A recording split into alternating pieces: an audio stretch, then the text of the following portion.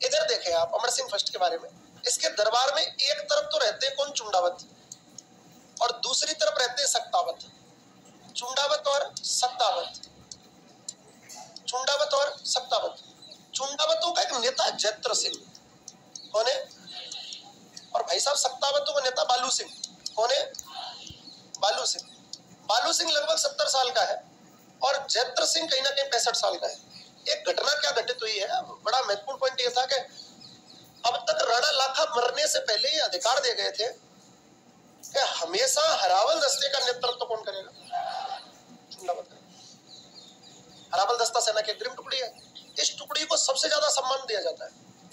बहुत मूड खराब था कहीं ना कहीं सक्तावतों का, क्योंकि सक्तावत भी फैमिली है, अमर सिंह की जैसे चुंडावत दोनों एक ही परिवार है। बस शक्ति सिंह के समर्थक सक्तावत है और कहीं ना कहीं भाई जो राणा चुंडा रहे हैं, कुंवर चुंडा रहे, उनके वंशज या उनके समर्थक क्या कहलाते हैं? चुंडावत कहलाते हैं। अब दोनों ही परिवार के, अब ये राजा जरूर है लेकिन परिवार के बुढ़े ही है, तो ये सुनते थोड़ी है अमर सिंह की। हमारा ठीक है, घर में अब गाँव में सरपंच बन जाए कोई नया छोरा, बाप चाचा से ज्यादा थोड़ी है। तो अब लफड़ा पता वही तो है, ये परिवार के लोग तो है। अब हुआ क्या कि एक दिन बालू सिंह खड़ा हो गया और बोला कि साहब ऐसा है, बहुत सालों से, कई सौ सालों से ये अधिकार किसको दिया गया है? चुंडावतों को। जितना चुंडावत खून बहाते हैं ना, उतना सक्तावत भी बहाते हैं। और एक बात और बता दूं, हरावल दस्ता सबसे ज्यादा मरता भी है, वीरगति को प्राप्त भी बहाते हैं। और एक बात और बता दूं, हरावल दस्ता सबसे ज्यादा मरता भी है, वीरगति को प्राप्त होता है, क्योंकि विरोधी सेना के पूरे युद्ध को वही झेलता है। लेकिन देखो राजपूत योद्धा अद्भुत रहे, मैं कह रहा हूँ राजपूतों जैसा इतिहास ही नहीं है साहब। वो कह रहे हैं कि हरावल दस्ते में हम आगे लड़ेंगे, कौन कह रहा है? बालू सिंह। सक्तावतों को ये अब अधिकार दिया जाए। जब ये बात जैत्र सिंह को पता चली, वो भी भाई साहब वहीं आ गया, तलवार निकाल ली। किसी की इतनी हिम्मत चुंडावतों के मामले पर कोई शक करे? दोनों बुड्ढे भिड़ गए। देखकर हंस रहा है कौन? 65 साल पर एक 70 साल का बुड्ढा लड़ रहा हो तो हंसेंगे ही। दोनों बोले तू बता, ये चुप, क्या बताऊं यार, जो चला आ रहा है वो चला ही आ रहा है। लेकिन इतना प्रेशर आया, इसने मजाक मजाक में गलती से बोल दिया कि देखो उधर ऊंटाला का किला है एक। कौन सा किला है? उदयपुर में ऊंटाला किला है। कल मैं देखूंगा जो ऊंटाला किले में सबसे पहले प्रवेश कर लेगा वही हरावल दस्ते में हमेशा आगे लड़ेगा। तो टारगेट था कल कौन सा किला? ऊंटाला का किला।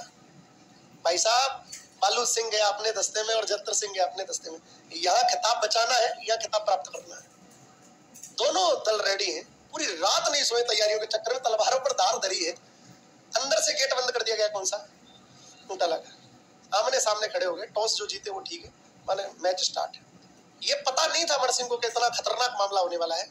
ये इतने भयंकर भिड़े एक दूसरे को मारने लगे कि हम मातृभूमि के लिए पहले बलिदान देंगे। जो हरावल दस्ते में लड़ेगा वो पहले बलिदान देगा। ये अद्भुत युद्ध है कि मरने के लिए आगे मर रहे हैं। देखो आप, गजब युद्ध रहा है।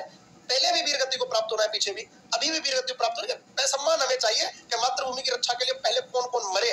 ये राजपूताना रहा है, खतरनाक युद्ध हो रहा है। बालू सिंह हाथी पर बैठा है। बालू सिंह सेना को चीरते हुए 70 साल का एक बुढ़ा जो चाहता है कि मैं मरूं या जीऊं लेकिन पीढ़ियों के लिए सम्मान मिल जाए, वो ऊंटाला किले पर पहुंचा। कहते हैं कि हाथी को महावत चलाया करता है, सवार बैठता है। अब उसने इशारा किया महावत को कि भाई हाथी को इशारा करके वो टक्कर मारे किसी गेट में, तो आदमी थोड़ी तोड़ सकता है इतने बड़े गेट को। अब हाथी ने खोपड़ी मारी तो पहले क्या था कि गेटों में कील होती थी, कील खोपड़ी में गड़ गई किसके? हाथी के में। हाथी बोला ऐसे सी आपने नुकसान क्यों करना, हाथी तैयार ही नहीं हुए। जब हाथी तैयार नहीं हुए तो उधर भाई साहब जैत्र सिंह भागकर आ गया अपने अंगरक्षक के साथ।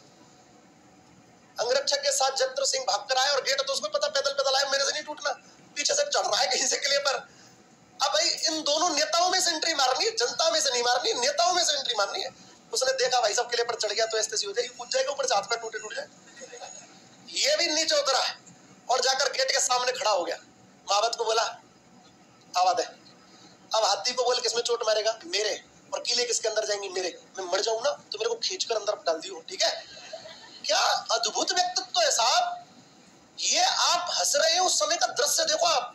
वो कह रहा है मैं मर जाऊं ना कोई दिक्कत नहीं, क्योंकि किले मेरे अंदर जाएंगे तो बचना तो हो नहीं, पर तूने मेरा खींच के डाल दियो, आगे आने वाली पीढ़ियों को यह सम्मान तो मिलेगा। कहते हैं कि इधर हाथी ने चोट मारी, पूरी किले किसके अंदर? बालू सिंह के अंदर। इधर ऊपर दीवार से गिर गया कौन? जैत्र सिंह। गजब हो गया साहब, जैत्र सिंह के पैर टूट गया है। इधर मर चुका है कौन? बालू सिंह। वो बालू सिंह को निकालने की कोशिश कर रहा है। जैत्र सिंह बोला भाई मैं चल नहीं सकता, एक काम हो सकता है, तू मेरी खोपड़ी काट जल्दी। अंगरक्षक को कह रहा तू मेरी खोपड़ी काट, ये मरा हुआ आदमी पहले नहीं जाना चाहिए किले के अंदर। वो उसको खींच रहा है, इतने इतने में कसम दे दी है किसको, अंगरक्षक को, जल्दी कर। और मैं प्रवेश करना चाहिए ना, मेरी खोपड़ी काट और किसमें फेंक, उटाला किले में। मैं प्रवेश पहले करूंगा और अंगरक्षक अपना खोपड़ी काट लिया किसने, जयद्रथ सिंह ने, और अंगरक्षक ने वो खोपड़ी किसमें फेंकी। और हमेशा ही अधिकार किसके पास रहा, ये मेवाड़ी इतिहास रहा है, अद्भुत इतिहास है साहब, वापस देखें आप।